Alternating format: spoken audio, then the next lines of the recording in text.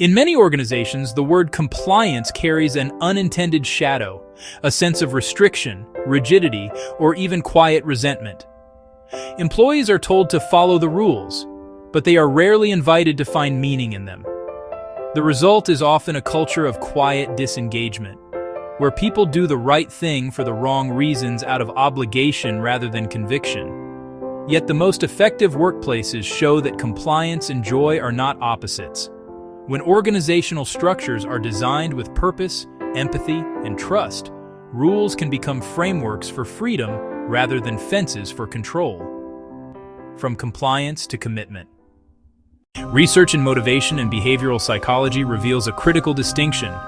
External enforcement can drive obedience, but only intrinsic motivation sustains engagement.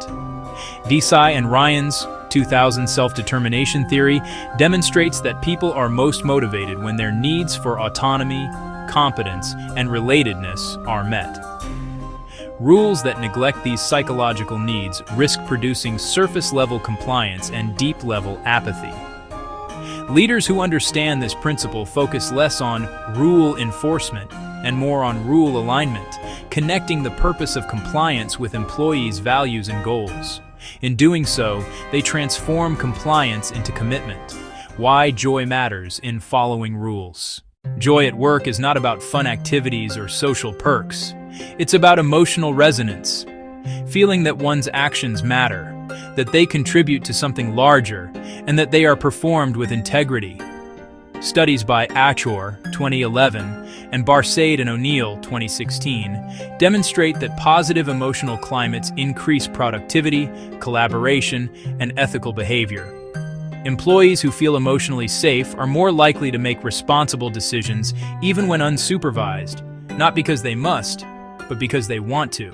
5 practical tools for building joyful compliance. 1. Start with the why. Policies without purpose feel like punishment. Leaders should clearly communicate why rules exist, how they protect people, ensure fairness, or align with shared goals. This aligns with Rousseau's 1995 psychological contract theory, which highlights how understanding expectations increases trust and perceived fairness. Before rolling out a new policy, test it with a pilot group. Ask them, does this feel meaningful and fair? And refine accordingly. 2. Provide flexibility within structure. Rigid control breeds resistance. Flexible control builds accountability. Offer employees controlled autonomy, the freedom to make choices within agreed boundaries. This approach strengthens ownership and adaptability. Replace detailed micromanagement with principle-based policies, e.g., be responsive within agreed hours instead of be online from 9 to 17 samai. This small linguistic shift signals trust and respect. 3. Recognize integrity, not just output. Reward systems that focus solely on results unintentionally promote corner cutting. Recognizing integrity, doing the right thing even when it's hard, reinforces a culture where compliance is honorable, not burdensome. Add values-based nominations to internal recognition programs. Let peers nominate colleagues who demonstrate fairness, transparency, or ethical judgment. 4.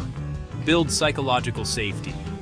Edmondson's 2019 research shows that psychological safety, the belief that one can speak up without fear of punishment, is the foundation of both compliance and creativity. When people feel safe, they question policies constructively and help improve them, rather than quietly bypassing them. Introduce quarterly policy feedback circles where employees can safely discuss unclear or outdated rules and propose changes. 5.